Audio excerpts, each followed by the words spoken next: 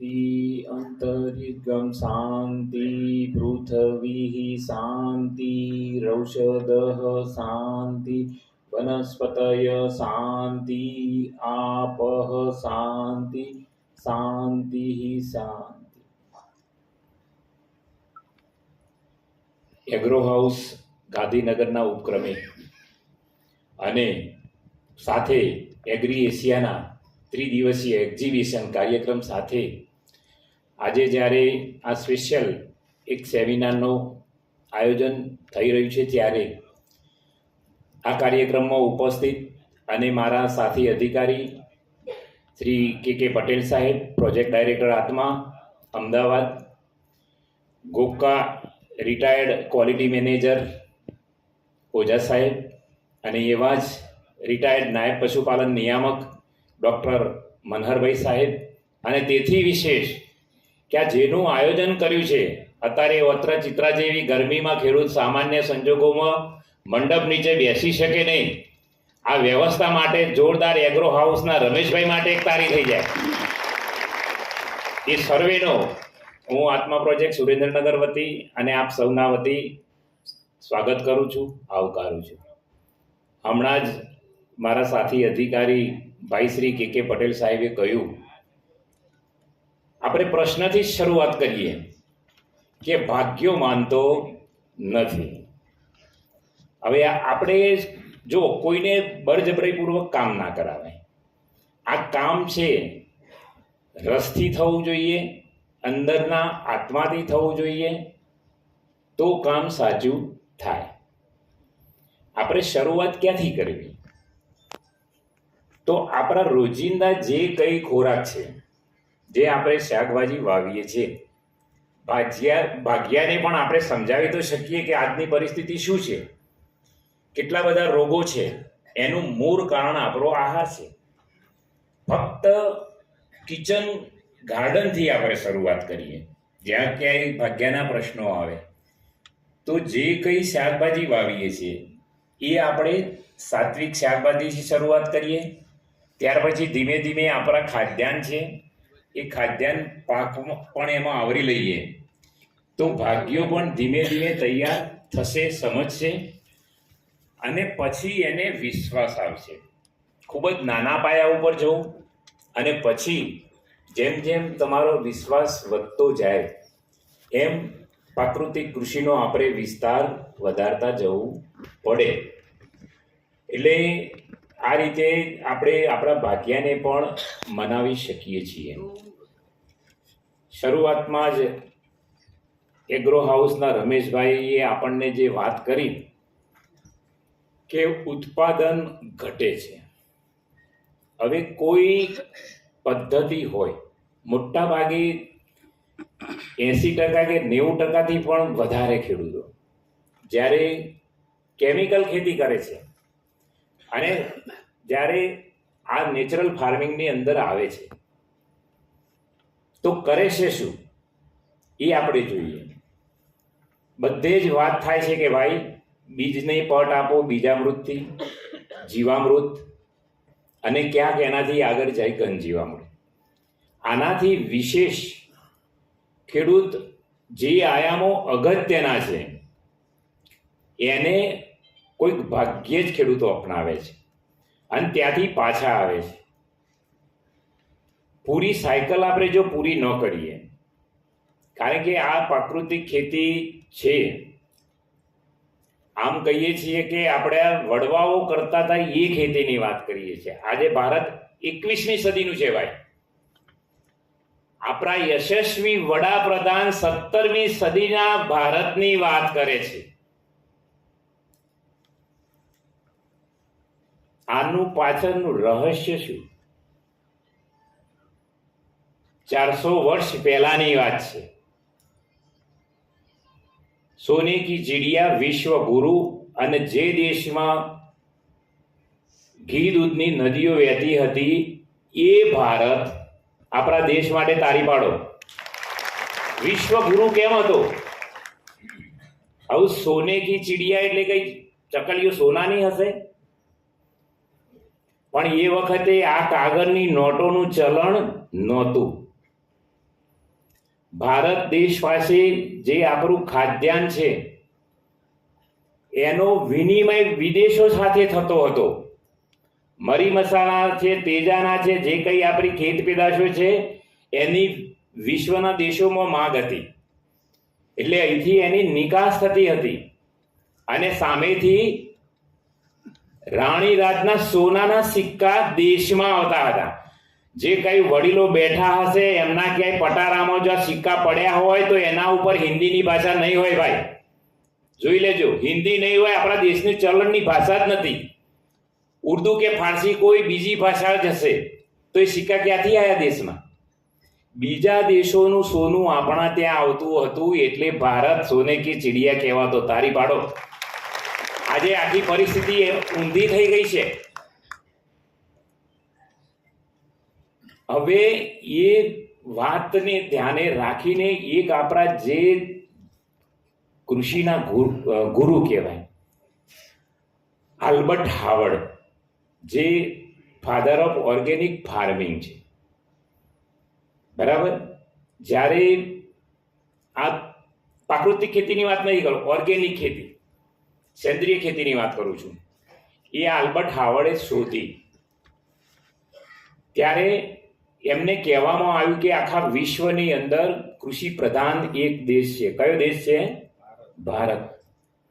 તો Albert Harvard, તમે ભારત જાઓ અને ભારતના ખેડૂતોને ઓર્ગેનિક ખેતીની તાલીમ આપો, ભારતના ખેડૂતને ભણાવો.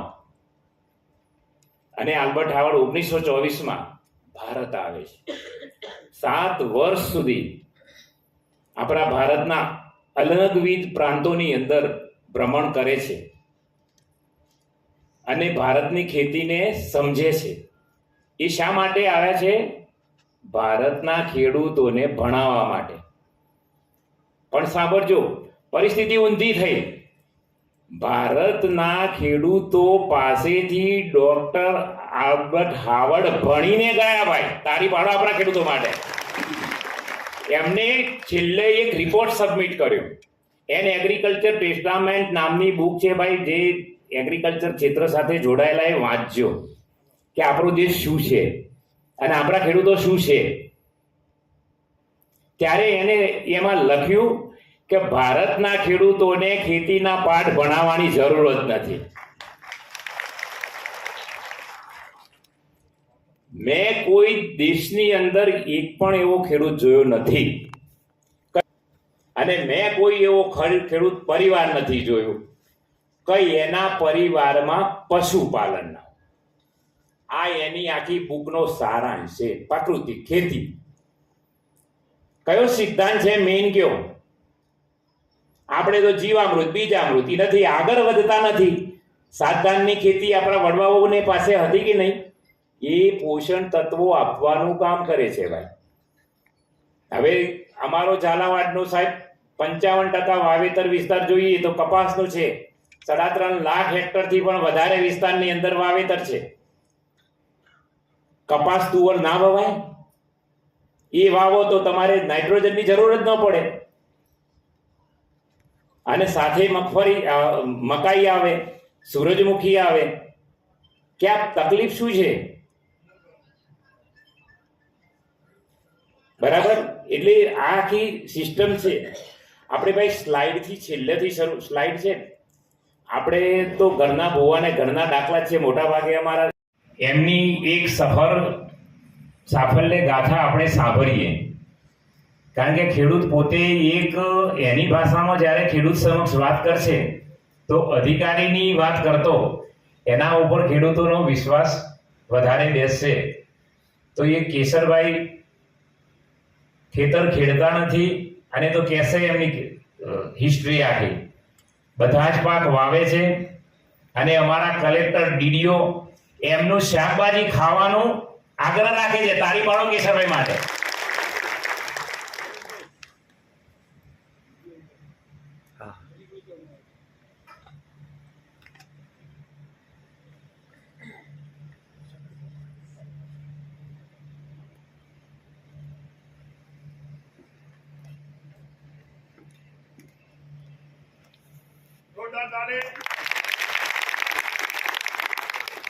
સૌ ખેડૂત મિત્રોને જય શ્રી કૃષ્ણ. મારું નામ ચૌહાણ કેશરભાઈ ગોરધનભાઈ, ગામ વેળાવદર, તાલુકો વઢવાણ, જિલ્લો સુરેન્દ્રનગર. હું છેલ્લા 5-7 વર્ષથી પ્રાકૃતિક ખેતી કરું છું. 2019ની સાલમાં મેં શરૂઆત કરી હતી. અમદાવાદ ખાતે સુભાષ પાલેકર જે આવ્યા હતા અને અહીંયાથી મેં આ બધું માહિતી મને કલેક્ટ કરી હતી કે આ રીતની ખેતી થાય છે અને કઈ રીતે એનું આયોજન આખું કરવું પડે. એટલે મેં એ રીતે નિર્ધાર કર્યો હતો કે પ્રાકૃતિક ખેતી કોઈ પણ સંજોગોમાં આપણે અપનાવી અને ઘરે આવીને બધી વાત કરી કે ભાઈ આ રીતનું આપણે ખેતી કરવી છે અને શીખવું છે. તો શરૂઆતમાં તો ઘરના કોઈ સભ્યો આ વાતને સહમત નહોતા કે ભાઈ આ રીતનું કરાય નહીં અને આમાં કંઈ આપણો ફાયદો પડે નહીં. પણ કીધું થોડી શરૂઆત તો કરીએ, એમ તકલીફ પડશે તો શું થાય છે એનો રસ્તો નિકાલ કરશું. એટલે મારા મમ્મી પપ્પા તો સહમત થઈ ગયા, પણ મારા ઘરના ધર્મપત્ની વાઇફ એ સહમત નહોતા કે ભાઈ આ વસ્તુ કરાય નહીં. અને આમાં રોજ મગજમારી જ થાય પછી સમજ્યા. આપણે કોઈ પણ વસ્તુ બનાવી હોય, દવા બનાવીએ, 10 પર 1 બનાવો, અગ્નિઅસ્ત્ર બનાવવું હોય કે બ્રહ્માસ્ત્ર બનાવવું હોય, તો આપણે વાત કરીએ કે આ 2 કિલો ધતુરો, 2 કિલો લીમડો, 2 કિલો આંકડો ખાંડવાનો હોય એટલે એ તરત બાજવાનું ચાલુ થાય કે ભાઈ હવે આ. એટલે એક સમય એવો આવ્યો મારે કે હવે આ પ્રાકૃતિક ખેતી છોડવી પડશે એમ, કારણ કે ઘરમાં કંકાસ થાય અને ખેતી કરવી એ શક્ય નથી એમ. તો પછી કીધું કશો વાંધો નહીં, છોડી કે પ્રાકૃતિક ખેતી નહીં કરી અને કેમિકલ ખેતી કરશું. પણ મેં ભગવાને કઈ રીતે દિવ્ય વિચાર આપ્યો કે કઈ વાંધો નહીં, તમે જો કહેતા હોય તો કરીએ એમ.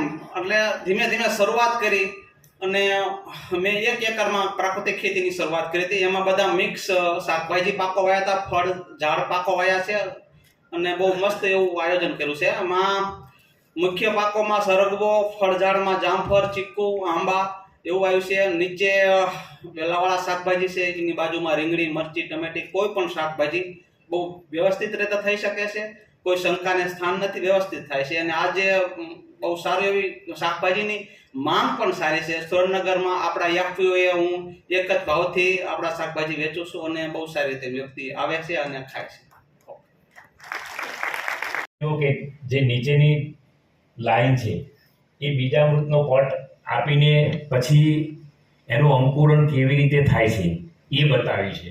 પેલાની કમ્પેરિઝનમાં ઉગતા મૂળના મૂળ બીજામૃતથી જો પટ આપ્યો હોય તો એની લંબાઈ વધારે થાય. તો આની પાછળનું રહસ્ય શું, વિજ્ઞાન શું? તો આપણે જે બીજામૃત બનાવીએ છીએ એમાં કેલ્શિયમ નાખીએ છીએ અને કેલ્શિયમનો ફાળો છે કે સેલ ઇલોંગેશન અને સેલ ડિવિઝન, એટલે કોષ વિભેદન અને કોષ વિકાસની અંદર કેલ્શિયમનો મોટો ફાળો છે. જમીનના પીએચ બહુ ઊંચા છે જમીનમાં, અને સૌરાષ્ટ્રની જમીનમાં તો ગજબ કેલ્શિયમ છે. તેમ છતાં છોડના મૂળમાં નથી આવતું, કારણ કે પીએચ ઊંચા છે. એના કારણે કેલ્શિયમ ફોસ્ફરસ સાથે જોડાઈને બીજું એનું અલભ્ય સ્વરૂપ પડે છે, ટ્રાઇકેલ્શિયમ ફોસ્ફેટ બની જાય એટલે જમીન કઠણ બની જાય છે. કેલ્શિયમ છોડને મળતું નથી. બીજામૃત રૂપે જો આપણે આપીએ તો ચિલેટેડ સ્વરૂપે એને થોડાક અંતરે કેલ્શિયમ મળી રહે છે. એટલે આ ટેકનિક વૈજ્ઞાનિક જ છે. નેક્સ્ટ આ એક બાબત બતાવી છે. નેક્સ્ટ વિડીયો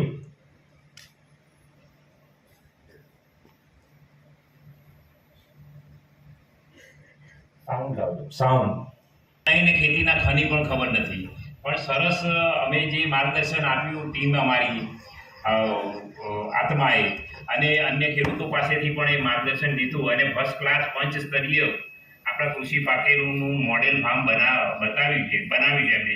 એ આપણે વિગત જોઈએ. અહીંયા જો તમને દિવેલા દેખાય છે. આપણે ઘણીવાર એવું કહેતા હોય કે ખેડૂતો દિવેલા વેચી અને દિવેલા એના ઉત્સવ દિવાળી ઉજવતા હોય. અહીંયા ખરેખર દિવાળીમાં દિવેલા પાકી જાય. આપણે જે એમનેમ ખેતી કરીએ છીએ એમાં હજી દિવેલા જમીન સાથે વાતો કરે છે, બહુ નાના છે અને એનો વિકાસ ઓછો છે. સાથે સાથે તમે જુઓ આ મહેન્દ્રભાઈએ બાજરીના ડુંડા લણી લીધેલા છે, એ પણ આપણે આગળ જોઈએ છીએ. એટલે આ બાજરીનો ફર્સ્ટ ક્લાસ પાક છે. બાજરી એ C4 પ્રકારની કેટેગરીમાં આવતો મિલેટ પાક છે. એટલે જમીનની અંદર બમણી શક્તિ કાર્બન સ્થિર કરવાની આ બાજરીનો પાક ધરાવે છે. સાથે સાથે તમે જુઓ કે મકાઈનો પાક પણ બહુ સરસ તૈયાર કર્યો છે. મકાઈ છે, સાથે દિવેલા પણ આવે છે, અને અગત્યનો પાક જે આપણા રોજિંદા ખોરાકમાં એક કઠોળનું ખાસ મહત્વ છે એ આપણે અહીંયા જોવાનું છે. આ કંજરું નિંદામણ કહેવાય. આ કંજરું નિંદામણ છે, જે લગભગ સારી પ્રમાણની અંદર જમીનની અંદર નાઇટ્રોજન ફિક્સ કરવાનું કામ કરે છે. એટલે તમે જો પ્રાકૃતિક ખેતી કરો તો એમાં પોષણ તત્વોનું મેનેજમેન્ટ કરવાનું કામ પ્રકૃતિનું છે. એટલે એ પ્રકૃતિના આયામોનો ઉપયોગ કરીને બેસ્ટ મોડેલ બનાવ્યું છે. આવી પદ્ધતિએ આપણે સર્વે સુરેન્દ્રનગર જિલ્લાના ખેડૂતો ખેતી કરે એવી આત્મા પ્રોજેક્ટ સુરેન્દ્રનગર વતીથી લાગણી વ્યક્ત કરું છું. અસ્તુ ભારત માતા કી જય, ગૌ માતા. આ પ્રાકૃતિક ખેતીનું પહેલું ચરણ છે. એક પાક વાવવાનો નથી.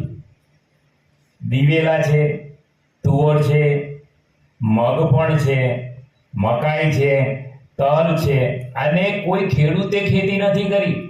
વાણિયાભાઈએ ખેતી કરી. તાળી પાડો એના માટે. આ વાણિયાભાઈ મહેન્દ્રભાઈ છે, વકીલ છે. એમને શરૂઆતમાં વિડીયો કપાઈ ગયો, ઓડિયો તમને સંભળાયો નથી. ખેતીના ખની એમને ખબર નથી, અને એમના ભાગ્યને સાથે રાખીને અમારી સાથે આત્માના અમારા સ્ટાફ સાથે બેસીને સમજ્યા એમને નિંદણ શું કહેવાય ને પાક શું કહેવાય. આખી સાવ કોરી સ્ટ્રેટ. એટલે આપણે કેમ પાછા પડીએ છીએ બોલો હવે. આ અંદર પડેલું છે એ ભૂસાતું નથી. ખ્યાલ આવી ગયો? તમારી જૂની જે પદ્ધતિ છે એને વોશ કરી દો ભાઈ. એ સિવાય પ્રાકૃતિક ખેતી નહીં થાય. 7 પાક આવે એટલે એકબીજાને ખવડાવે. દાખલા તરીકે ઉંદર હોય, બિલાડી હોય, કૂતરું હોય, કોને તકલીફ પડે કયો મને? સમજાય કે નહીં? આ વસ્તુ છે. જીવો જીવસ્ય ભોજનમ, જીવો જીવસ્ય જીવનમ. આ પ્રકૃતિની અંદર માનવ જાત એક જ એવો જીવ છે જે ખાઈ જાય. બાકી પ્રકૃતિનો કોઈ પણ જીવ છે એ આપીને જ જાય છે ભાઈ. તાળી પાડો. ખાવાની ખબર ને લેવાની ભાવના આપણી જ છે. કારણ કે પ્રકૃતિએ બધા જ જીવોને આડા બનાવ્યા છે. ગાય, ભેંસ, કૂતરા, બિલાડા. એક આ માનવ જાતને ઊભો બનાવ્યો. પણ બુદ્ધિ આપી ચાલવામાં સીધો નથી. પેલા ભલે બધા આડા છે, બુદ્ધિ નથી, પણ કોઈને આડે આવતા નથી.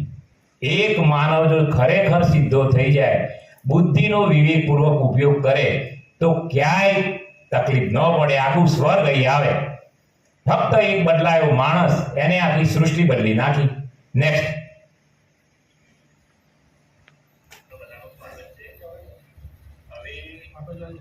આ કાર્યક્રમ સામાન્ય ખેડૂતો માટે આના ફાર્મ પર 1000 ખેડૂતોને ટ્રેનિંગ આપી છે. ગ્રામ પંચાયતની તમે ક્લસ્ટર બનાવ્યા છે. એ 5 ગ્રામ પંચાયતોની અંદર તાલીમો આપતા 5 એટલે એમનો આઈડિયા આ મોડેલ ફાર્મ પર વધારે કોન્સન્ટ્રેટ થાય ખેતીનો. અને જે સરકારની આ નીતિ છે કે ભાઈ એકલ દુકલ પાક તો બધા વાવે છે, બાગાયત કરે છે, પ્રાકૃતિક ખેતી એ સરળ છે. પણ આ હિતેશભાઈને, નીરુપાબેને આ જહેમત ઉઠાવીને 5 પાકોનું પંચસ્તરીય મોડેલ છે. એમાં જુઓ બાજરી છે, મકાઈ છે, તુવર છે, મગ છે, દિવેલા છે. અને આ સામાન્ય ખેડૂત વાવી શકે એવા પાકો છે. અને જો તેલીબિયાનો પાક આવી જાય, ધાન્ય પાક આવી જાય, કઠોળ પાક આવી જાય, અને મહદઅંશે ખાદ્ય પાકો છે. એટલે પ્રાકૃતિક ખેતીની અંદર તમે આપણા વિસ્તારની અંદર જોઈએ તો કપાસ આ વાણિયાભાઈએ કિલો 2 કિલોમાં બાજરી આખા સુરેન્દ્રનગર શહેરમાં વેચી છે. તમે શું પ્રોડક્ટ આપવા અને આપણે બરાબર. એટલે આપણા ખાસ બધાનું સ્વાગત છે. પ્રેમી ખેડૂતોને મારા હૃદયથી નમસ્કાર. પ્રકૃતિ પર પ્રેમ કરે છે કે નથી કરતા એ મને ખબર નથી, પણ પ્રકૃતિ પર પ્રેમ કરવો છે એવી ઈચ્છા ધરાવતા લોકો અહીંયા આવ્યા છે ત્યારે પ્રકૃતિ પ્રકૃતિ પ્રકૃતિ બધા સતત બોલતા રહ્યા છે, પણ ખરેખર આજે પ્રકૃતિ શું છે તે હાવ થોડીક વાતમાં મારે તો મૈત્રીમાં ઘોડા દોડાવા જેવું થાય છે, પણ થોડાકમાં સમજી લેજો કે જે આપણે જમીનની અંદર દાણા વાવી અને જે ઉગે એ પ્રકૃતિ છે, પણ એ દાણાને વધારે લેવા માટે થઈ અને આવા ઝેર જમીનમાં નાખીને વધારે ઉત્પાદન લેવું તે વિકૃતિ છે. પરંતુ ધરતી માતાને પોષણક્ષમ ખોરાક આપીને જે ઉત્પાદન લેવું તે આપણી સંસ્કૃતિ છે. ત્યારે ખરેખર આવા સંસ્કૃતિના પનોતા પુત્રો જ્યારે આવ્યા હોય તે વખતે સાહેબે હમણે વાત કરીને કે કાળુભાઈ પોતે હળદર વાવે છે. હું પોતે મારા 4 એકરમાં 12 વર્ષથી હળદર વાવું છું અને ખેતરમાં એક પણ ઝેરનું ટીપું નાખતું નથી.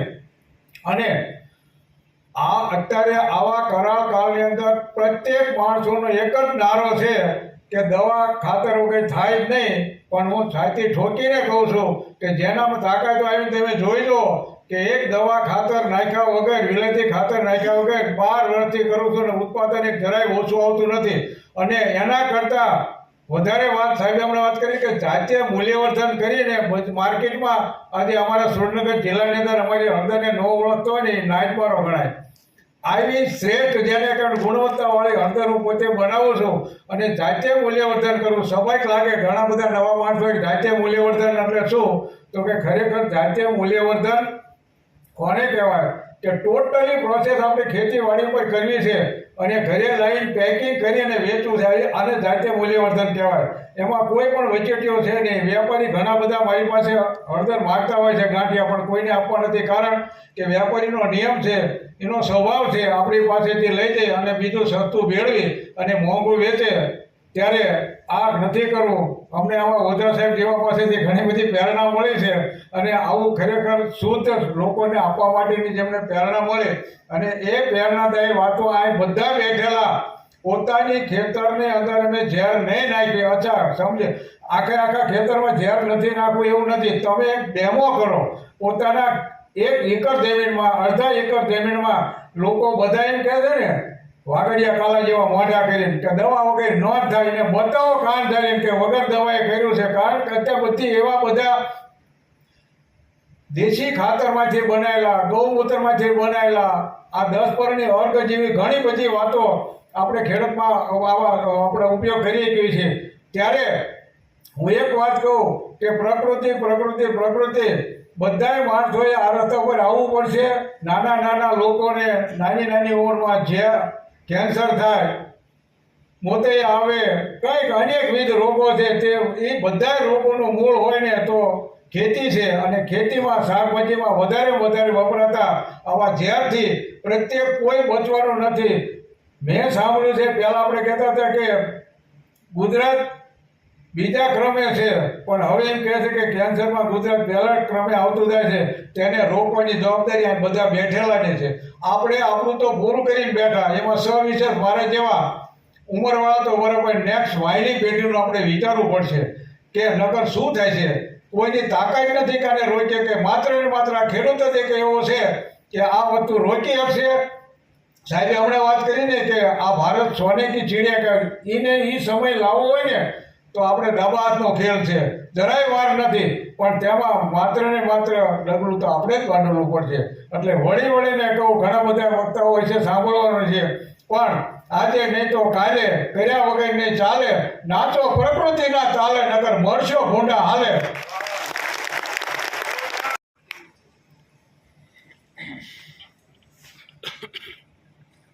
આ જે એગ્રી એશિયા છે એનું સમગ્ર આયોજન ખૂબ મહેનત કરીને જે તમે ત્યાં જશો તો છક થઈ જશો. એટલા બધા સ્ટોલ છે, કદાચ થાકી પણ જવાય. પણ થોડા પ્રાકૃતિક ખેતીના છે એ સંદર્ભે થોડી માહિતી આપશે એગ્રી એશિયા વિશે. એની પહેલાં સંદર્ભને વિનંતી કરી કે આજના આ કાર્યક્રમ સફળ કરવા માટે જે 2 સાહેબ છે આપણા પ્રોજેક્ટ ડાયરેક્ટર આત્મા અમદાવાદ અને સુરેન્દ્રનગર, એમનું સ્વાગત સંદર્ભે વિનંતી કરું. પહેલાં ભરતભાઈ સાહેબનું સ્વાગત. ભરતભાઈ માટે જોરદાર તાળી.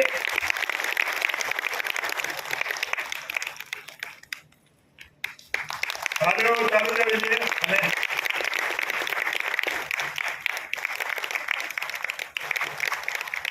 સાચું માર્ગદર્શન, સારા વક્તાઓને બોલાવી અને જે વાત છે કે ખેતીમાં કઈ રીતે કઈ પદ્ધતિનો ઉપયોગ થાય જેનાથી આવનારી જય ગૌ માતા, મધુરમ પ્રાકૃતિક. આવનારા ભવિષ્યમાં કેન્સર જેવા રોગોથી આપણે મુક્ત થઈ શકીએ એના માટે એક જોરદાર તાળી દીધા રમેશભાઈ અને એમની આ એક્ટિવિટી. રમેશભાઈ ઘણા વખતથી સારા પ્રોગ્રામો કરે છે, સેમિનાર કરે છે અને એમની જોડે જોડાઈને આટલા વર્ષોનો જે અમારો અનુભવ છે એ અમને બહુ ગર્વનો અનુભવ છે. જે 2 દિવસ પરમ દિવસે બી એક સરસ અહીંયા એમણે સેમિનારનું આયોજન કર્યું. આજે બી એક સેમિનાર છે, ગઈકાલે બી અહીંયા ઇફકોનો એક સેમિનાર થયો હતો. તો જેટલા વક્તાઓ આ સેમિનારમાં જોડાયા અને જે શ્રોતાગણો કે જે દૂર દૂરથી અહીંયા આવો છો કંઈક નવી માહિતી જાણવા માટે, તો આપ સૌનો ખૂબ ખૂબ આભાર કે એગ્રી એશિયા જે છેલ્લા 14 વર્ષથી સતત પ્રયત્ન કરી રહ્યું છે. એગ્રી એશિયા એક પહેલ છે, તમે એવું ના સમજો કે આ એક એક્ઝિબિશન છે કે કૃષિ પ્રદર્શન છે. એગ્રી એશિયા એક પહેલ છે કે જેમાં સચોટ અને સાચી માહિતી અમે ખેડૂત મિત્રો સુધી કઈ રીતે પહોંચાડી શકીએ. અને ખાલી જણાવતા આપને આનંદ થાય છે, ગઈકાલે 70,000 લોકો, ગઈકાલના ખાલી દિવસમાં 70,000 લોકો ગુજરાતમાંથી ને ભારતભરમાંથી આપણા મુકામે આવ્યા છે અને આપણું ગુજરાતનું અને ગાંધીનગરનું નામ રોશન કર્યું છે. તે બધા માટે એકવાર ફરી તાળી થઈ જાય. એગ્રી એશિયા આ વખતે 3 પ્રદર્શન હોલમાં ફેરાયો છે, જેમાં ઘણી નવી તકનીકો બી છે. આપના માટે સ્પેશિયલ હોલ 1 અને હોલ 12A જેમ પ્રાકૃતિક ખાતરોનું કંપનીઓના સ્ટોલ્સ છે. તો આપ સૌને નમ્ર વિનંતી છે કે આપ આવો, અમારા મહેમાન બનો અને કંઈક જાણવાની તકો છે. કદાચ કઈ રીતે ખાતરનો ઉપયોગ તમારા ખેતરમાં કરી શકો, કઈ ટેકનોલોજીથી તમે ખેત પેદાશનો વધારી કરી શકો અને એનું જે નુકસાન છે એ બચાવી શકો. એના માટે ઘણી બધી ટેકનોલોજી છે. આપ પ્લીઝ આવો અને ત્યાં મુલાકાત લો પ્રદર્શનની. એક તમને એન્ટ્રી માટે એક આ બેન્ડ આપવામાં આવશે એટલે તમારે ત્યાં લાઇનમાં ઊભા રહેવાની કોઈ જરૂર નહીં પડે. આ સ્પેશિયલ અમે ફેસિલિટી તમારા માટે કરી છે. જેવું તમે આ હાથે બાંધી દેશો એટલે તમને અંદર સીધા એન્ટ્રી મળી જશે, એટલે તમારે કોઈ બી રજિસ્ટ્રેશન માટે ત્યાં ઊભા રહેવાની જરૂર નથી.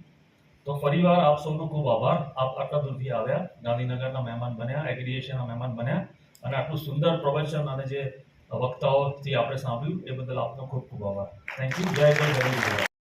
આ કપાસની અંદર બધા જ પ્રકારના કેમિકલનો ઉપયોગ થઈ ચૂક્યો છે. Yamraj, bio empower, ethion cyper, profeno cyper. છતાં પણ આ કપાસ જે છે તે થ્રિપ્સના એટેકથી વધારે ખરાબ દેખાઈ રહ્યો છે. જ્યારે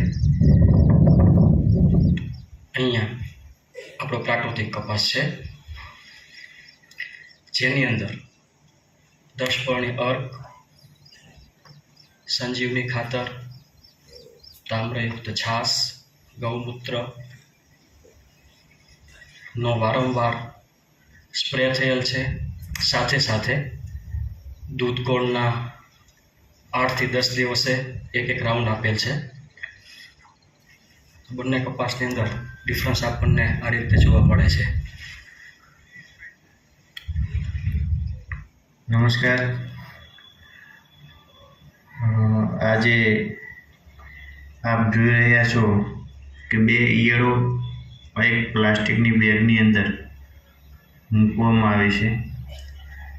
આ ઈયળો મઠ પાકમાંથી કલેક્ટ કરવામાં આવી છે અને આ ઈયળ પર આપણે ગ્રીન કમાન્ડો દ્વારા આપવામાં આવેલ 10 પર્ણી અર્કનો છંટકાવ કરી અને એનું રિઝલ્ટ કેવું મળે છે એ આજે આપણે ચકાસીશું.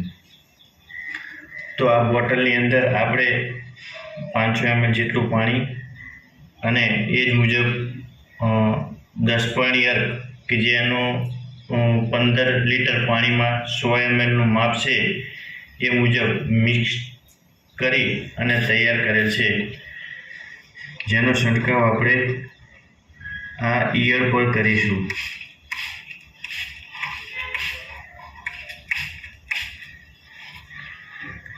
હવે આપણે આને થોડા સમય માટે રાખી મૂકીએ છીએ અને ફરી આનું અવલોકન કરીશું કે આ ઈયળ પર 10 પર્ણી અર્કની શું અસર થાય છે. અસ્તુ. નમસ્કાર. અહીં આપ જોઈ શકો છો કે 10 પાણી અર્કના છંટકાવ બાદ આ જે ઈયળ છે એ પોતે એનો મૂઠાનો ભાગ, મુખનો ભાગ જે બાઇટિંગ માટે ઉપયોગ કરે છે એ પોતે એ પાન પર રાખવા માટે તૈયાર નથી. જ્યાં છંટકાવ થયો છે ત્યાં એ ખાલી એના પગનો ભાગથી પકડ રાખે છે અને મુખનો ભાગ પાન પર છંટકાવવાળા વિસ્તારમાં અડવા દેતા નથી. એનો મતલબ એ થાય કે ગ્રીન કમાન્ડો દ્વારા જે આપવામાં આવે 10 પાણી અર્ક છે એ એક જાતનું રિપેલન્ટનું કામ કરે છે કે જે છોડની અંદર ઈયળો દ્વારા નુકસાન કરવામાં આવે છે એ છોડ જો 10 પાણી અર્કથી છંટકાવ કરવામાં આવે તો ઈયળો ત્યાંથી દૂર જવાનો પ્રયત્ન કરે છે. આ ઈયળ અર્કના છંટકાવ બાદ નાશ પામે છે કે જીવિત રહે છે એ આગળ અવલોકન કરતા માહિતી આપીશું. આ ઈયળ પાન પરથી ઉતરી અને દૂર જવાનો પ્રયત્ન કરે છે.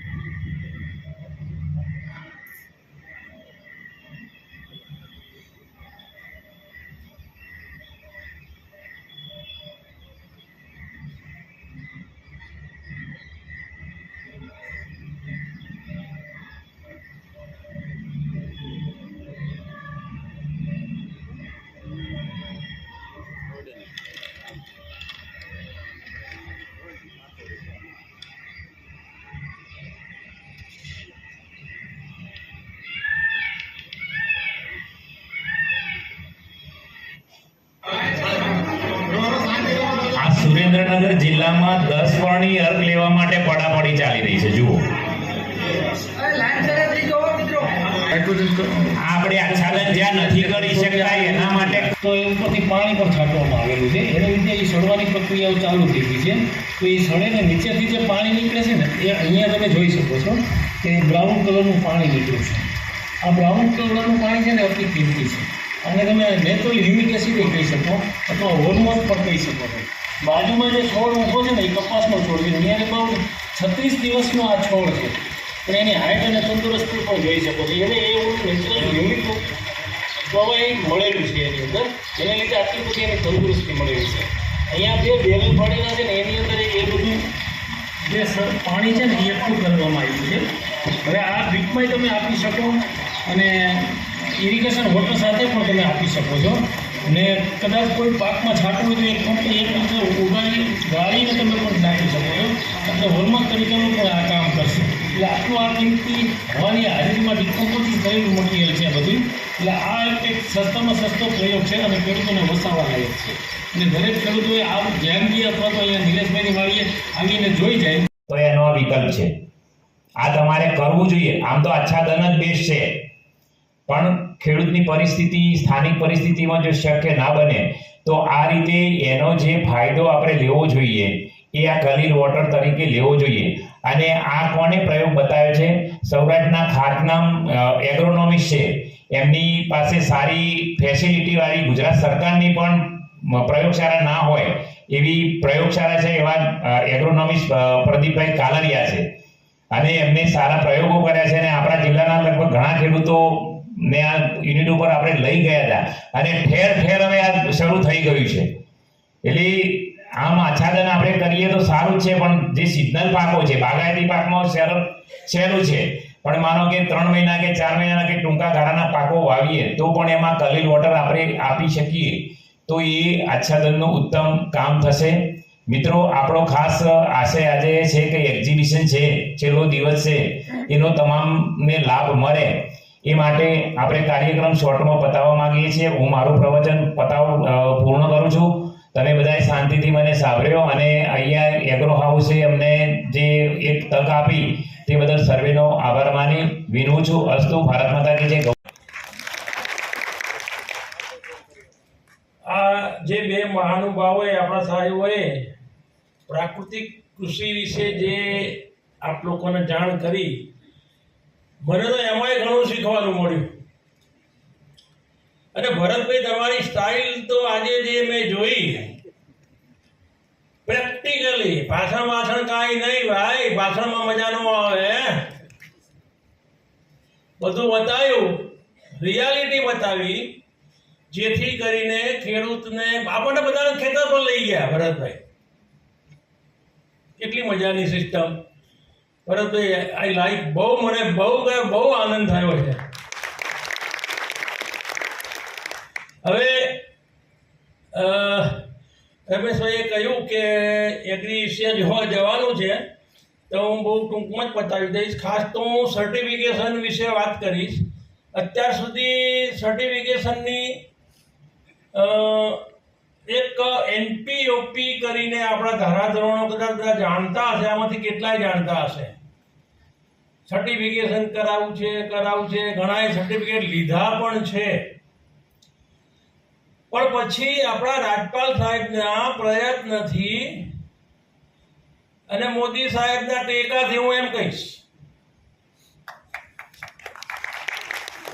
રાજપાલ સાહેબે જે મુહિમ ચલાવી છે પ્રાકૃતિક ખેતીની, મારા જેવો હોય ને તો મૂકી દે એટલા બધા વિરોધ થયા હતા એમના, બધી બાજુથી વિરોધ. ખેડૂતોએ વિરોધ કર્યા, અરે આમાં હું પાકતું હતું કે કઈ આમાં નાખ્યા વગર ના પાકે ને, આવી ખેતી ના હોય. પણ પ્રેક્ટિકલી એમણે આ વસ્તુ મૂકી નહીં, ને સાહેબનો ટેકો મળ્યો, નરેન્દ્ર મોદી સાહેબનો ટેકો, એટલે પ્રાઇમ મિનિસ્ટરનો ટેકો મળે પછી તો વાત પૂરી. એમાં થોડી એક વાત કરી લઉં. આજથી 1.5 વર્ષ પહેલા હું કુરુક્ષેત્ર ગયો હતો, હું ને ટીમ્બડિયા સાહેબ એટલે આપણી પ્રાકૃતિક કૃષિ યુનિવર્સિટીના વાઇસ ચાન્સેલર. કુરુક્ષેત્ર અમે ગયા હતા શેના માટે કે હવે પ્રાકૃતિક ખેતીનો આટલો બધો પ્રચાર ને પ્રસાર આપણે કરીએ છીએ ને એ ખેતી કરવાની જ છે, તો એનું પણ સર્ટિફિકેશન હોવું જોઈએ. તો એ વખતે આખા ભારતમાંથી, દરેક સ્ટેટમાંથી મોટા મોટા અધિકારીઓ એગ્રીકલ્ચરને લગતા, એમને બધાની એક અમારી મીટિંગ હતી. અને એ મીટિંગ એના માટે હતી કે હવે આના સ્ટાન્ડર્ડ બનાવવા. તો કઈ રીતે બનાવવા? NPOP એટલે એ થોડો અઘરો વિષય હતો, અઘરું એનું સ્ટાન્ડર્ડ છે, જેથી કરીને બધા અમુક ખેડૂતો જેને ખબર છે, જેને કર્યું છે, એ બી કહેતા હશે કે થોડું અઘરું પડે છે. તો ઇઝી બનાવવા માટે, સરળ બનાવવા માટે શું કરી શકાય, આનું પણ એ મીટિંગમાં મનોમંથન કરવામાં આવ્યું હતું. અને ખુશીની વાત એ છે કે 5 જૂન 2025ના રોજ ભારત સરકારે, ગુજરાત સરકારે નહીં, ભારત સરકારે આના ધારાધોરણો નક્કી કરીને સર્ટિફિકેશન કરાવવાનું ફાઇનલ કરી દીધું છે. ગુજરાતની અંદર આના માટે બધા કોઈને ખબર હશે પેલું PKVY કે PGS સર્ટિફિકેશન? 20 હેક્ટરના ક્લસ્ટર બનાવીને એનું સર્ટિફિકેશન કરાવવામાં આવે છે. નહીં ખ્યાલ ને? કદાચ ગ્રુપમાં કદાચ તમે લોકો હશો, પણ મને ખબર નથી. બીજીએસમાં બહુ હું બનાસકાંઠામાં ગયેલો છું, બાકી તમારે ત્યાં આજે સુરેન્દ્રનગરની વાત છે એ બાજુ નથી ગયો. સુરેન્દ્રનગરમાં તો નસીબદાર છે, ભરતભાઈ જેવા સાહેબ જેવા મળ્યા છે. એવી તાળીઓ પડે વરદરાજ. રાજ્યપાલ જેવા સાહેબ આવી ગયા મારે. હા, નહીં, એની મહેનત છે. એ ખેડૂતમય બની ગયેલા છે. જોરદાર એટલે જોરદાર. હું 2000 ખેતી કરતો અને કાળુભાઈની હળદર મેં ખાધી છે. બધું કામ ઉપર લીધી. કાળુભાઈની હળદર મેં ખાધી છે અને રિયલમાં ખરેખર ખોટું નથી. એમને હળદર એટલે બેસ્ટ. એ સાહેબ છે ને, હું અમરેલી હતો તો સુરેન્દ્રનગર તો પછી ગયા, એના પહેલા અમને શીખવાડવા આવતા એમ. બરાબર. કે એ શરૂઆતમાં આપણા આયોજક રમેશભાઈ મહેતા સાહેબે કીધું કે આમાંથી પ્રાકૃતિક ખેતી કોણ કરે છે અને કોણ નથી કરતા, એવી કંઈક વાત હતી. તો કોઈનો હાથ ઊંચો થયો નહીં. મને એ બી જોઈને આનંદ થયો કે આજે જે ખેડૂતો ભેગા થયા બધા પ્રાકૃતિક ખેતીવાળા ભેગા થયા. પહેલી વખત જોઈ 100% હાજરી હોય ને એ પ્રાકૃતિક ખેતી કરતા હોય. હું તો રિટાયર્ડ ઓફિસર છું. સંજ્ઞાન દેસાઈ મારા ખાસ મિત્ર છે, એ બી કહી દઉં. એ અહીંથી મને જોઈને આગળ આવું કરે, મને જોયું છે. સંજ્ઞાન દેસાઈનો પણ આભાર હું માનું છું એટલા માટે કે આવા પ્રોગ્રામો એ સતત કરતા હોય. આવો પ્રોગ્રામ કર્યો હોય એટલે આવું એમને એક ઈચ્છા છે કે ખેડૂતોમાં પ્રાકૃતિક ખેતી વિશે અવેરનેસ લાવીએ. તો એ એમનો પણ હું આભારી છું. બીજી એક વાત કરું કે આપણા રાજ્યમાં પ્રાકૃતિક કૃષિ યુનિવર્સિટીની સ્થાપના વર્લ્ડમાં પહેલી છે, દુનિયામાં પહેલી. દુનિયામાં પહેલી. આ ભારતમાં પહેલી છે એવું નથી, દુનિયામાં પહેલી છે. અને એમની અંદર આપણા જે વાઇસ ચાન્સેલર સાહેબ છે ડૉક્ટર સી.કે. ટીમ્બડિયા, એ હું કમ્પેરિઝન કરીશ ભરતભાઈ સાહેબની સાથે. એ પણ એટલા વર્કર છે.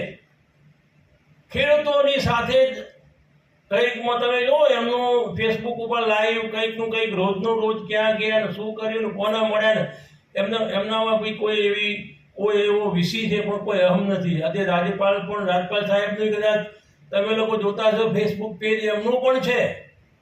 રાજપાલ સાહેબ ક્યાં જાય છે ને શું જાય. કાલે જ મને લાગે છે કે બનાસકાંઠામાં કોઈ ફાર્મરના ઘેર બધાની ભેગું કુટુંબ સાથે જમવા બેઠા હતા પરોઠે વાળીની નીચે.